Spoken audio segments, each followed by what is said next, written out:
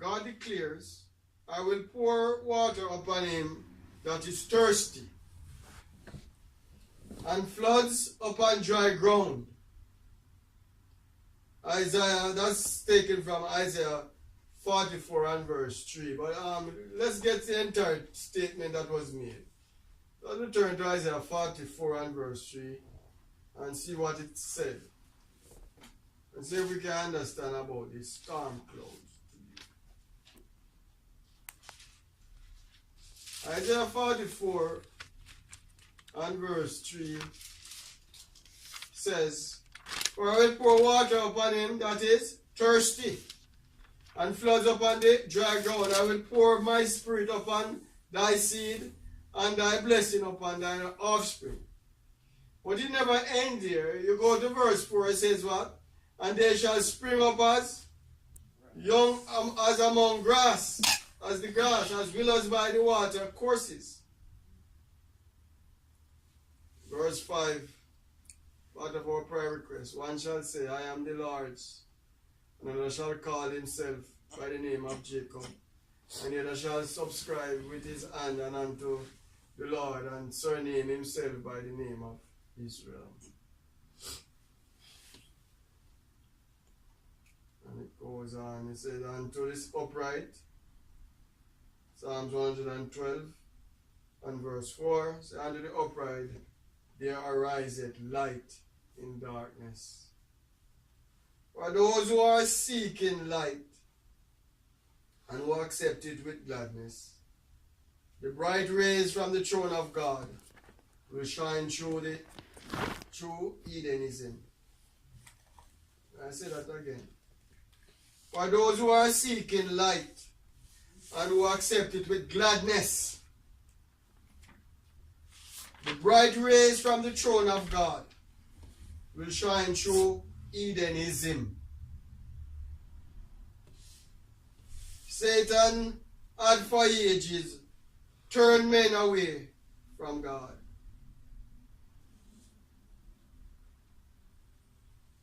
But he, Satan, won his great triumph in perverting the faith of Israel by contemplating and worshipping their own conceptions. The Eden had lost a knowledge of God. So in other words, they have become heathen by worshipping their own conception and had lost a knowledge of God. The principle that man can save himself by his own works lay at the foundation of every Eden religion. Whenever we think that our works will save us, then we have slid away, far away. Satan has implanted this principle that we can be saved by works. And wherever this principle is held, men have no barrier against sin. And I'm going to go back over this again.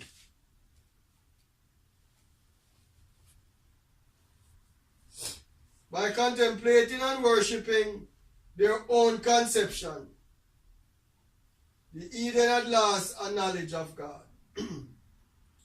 Was said that that's what Israel did and became an Eden nation.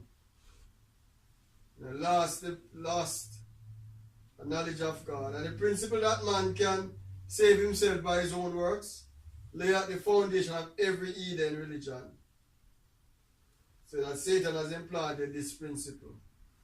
And wherever this principle is held, men have no barrier against sin. And we are seeing this today. Apart from God, humanity cannot be uplifted.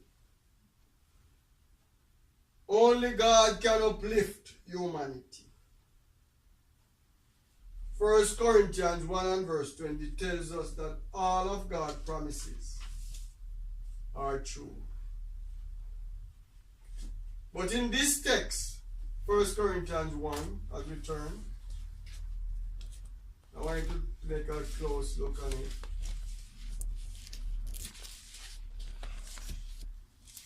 First or 2 Corinthians?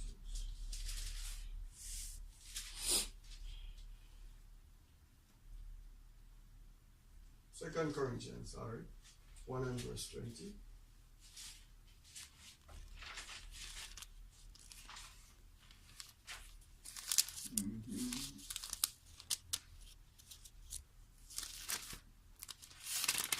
The scripture says, for all the promises of God in him are yea, and in him amen, unto the glory of God by us.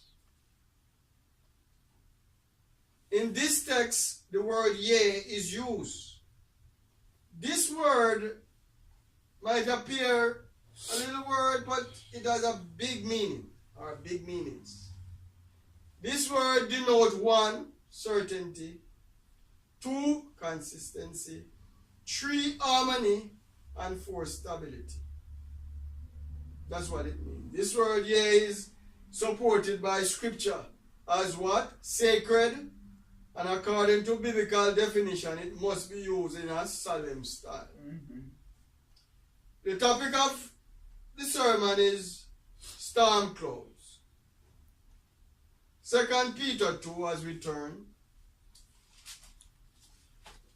tells us about clouds, which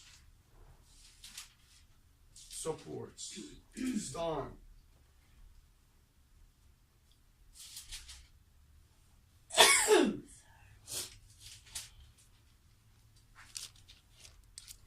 But we probably might.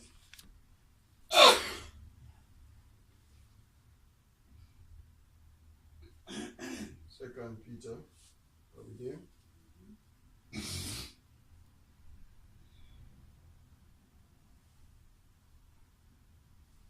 Verse 17 says, there are wells without water, clouds that are carried with a tempest, to whom mist of darkness is reserved forever.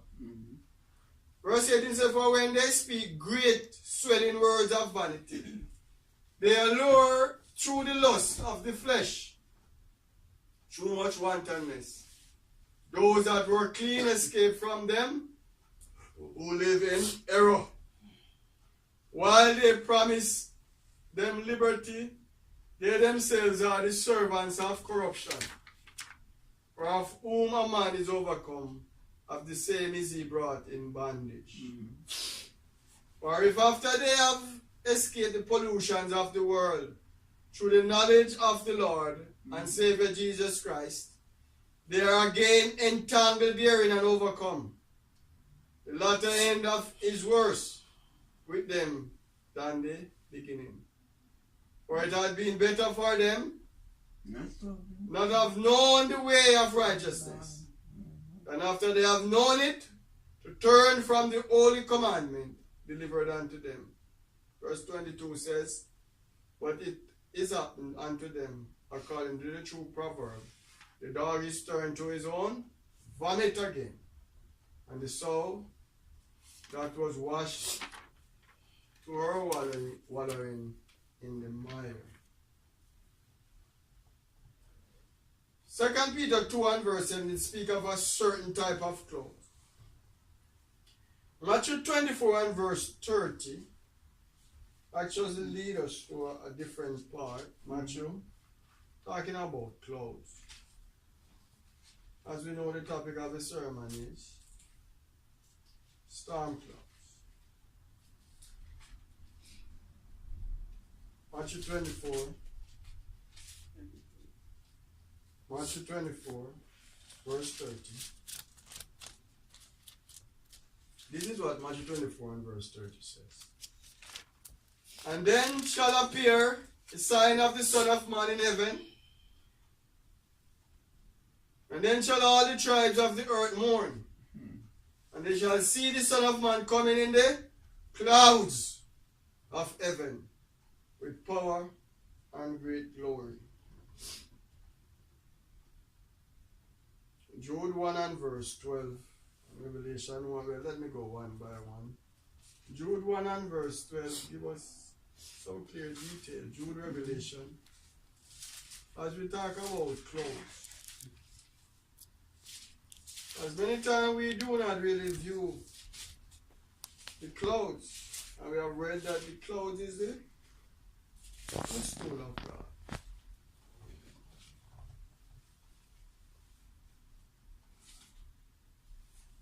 Jude 1 and verse 12. This is what it says. It said, these are spots in your feasts of charity. When they feast with you, feeding themselves without fear, clouds they are without water, carried about of winds, trees whose fruit withereth without fruit, twice dead, plucked up by the roots. Raging waves of the sea, foaming on their own shame, wandering stars, to whom is reserved the blackness of darkness forever. Jude 1:14 says, and Enoch also descended from Adam, prophesied of thee, saying, behold, the Lord cometh with 10,000 of his saints. Revelation, as we turn 1 and verse 7, it tells us a little about clouds also. Behold, he cometh with clouds, and every eye shall see him. And they also which pierced him, and all kingdoms of the earth shall wail because of him, even so. Amen. There are several types of clouds. You might not have known this. One, stratus. S-T-R-A-T-U-S, which is the low-level cloud. Sometimes you see them moving. Those are the low-level cloud. They pose no threat. Then you have cirrus. That's the one like you look in the sky and you see, it's like thread. They have one that is cumulus with like this bunch of cloud. But the one that is dangerous is the cumulonimbus.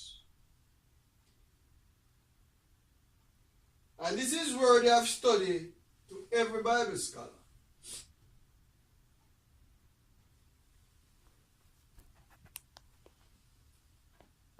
And even though I only mentioned 4, there are many different types. They can actually study the cloud and know some stuff what is going to be about to happen. But the cumulonimbus is one that brings forth the lightning, the heavy rain, the hailstorm, and the thunder. Matter of fact, they call it the thunder cloud. One of the identifying marks is that this cloud soars very high. Nahum 1 and verse 3 says it. Even how high it is, it says what? The Lord is slow to anger and great in power, will not at all acquit the wicked. The Lord had his way in the whirlwind and in the storm. And the clouds are the dust of his. As I said in the opening, that Nahum means comfort or consolation of God. And Isaiah 40 and verse 1 help us to understand this. Isaiah 40 and verse 1 says,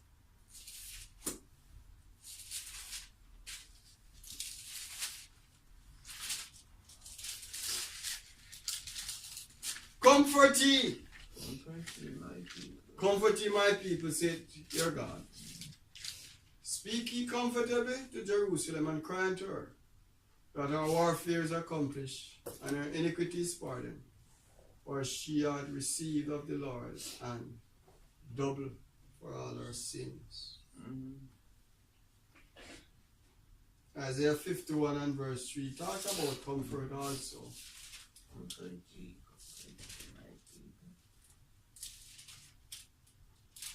This is what Isaiah 51 verse 3 says, For the Lord shall comfort Zion. He will comfort all our waste places. And he will make our wilderness like Eden, and our desert like the garden of the Lord. Joy and gladness shall be found therein, thanksgiving and the voice of melody. I read it again. For the Lord shall comfort Zion. Praise God. And he will comfort all our waste places. And will make our wilderness like the garden of Eden, and our desert like the garden of the Lord. Joy and gladness shall be found therein, thanksgiving and the voice of melody. Thessalonians 4 verse 14. Actually, 1 Thessalonians 4 and verse 14. This is what it says. For if we believe that Jesus died and rose again, even so them also which sleep in Jesus will God bring with him.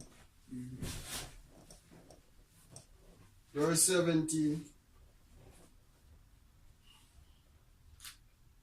He said, Then we which are alive and remain shall be caught up together with them in the clouds to meet the Lord in the air. And so shall we ever be with the Lord. Wherefore, as the word said, comfort one another with these words. Amen. Comfort one another with these words. We spoke about the word yea, and to identify the promises of God, how sure and secure they are. And as I said, that the word yea stands out greatly as certainty, a consistency. Talking about the promises of God, talking about storm clouds, harmony and stability. But I don't think this would be complete unless you would have read Job 24 and verse 30, 21 and verse 34. Listen what Job 21 and verse 34 says.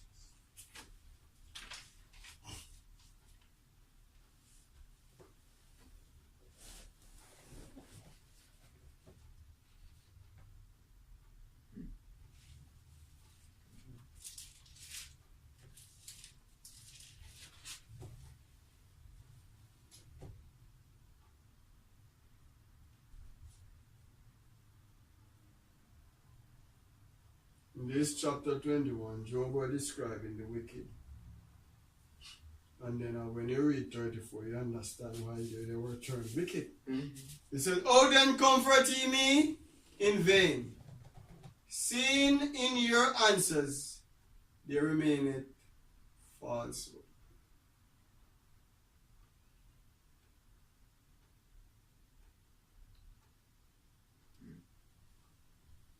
How then comfort ye me in vain? Seeing what your answers there remaineth falsehood. All that they were accusing Job about was cloud without water. You don't bear anything, just pure falsehood. Today, as we think about what Nahum 1 verse 3 and for what Nahum actually means, and the scripture text that we're given, we remember that God declares, I will pour water upon him that is thirsty, and floods upon dry ground. Praise God. This is promise. And as I said earlier, that all of his promises are certain. And it carries consistency and harmony and stability. He will hear us when we call. I pray that we will believe and act according to his word. Amen. At this time we will just stand and sing.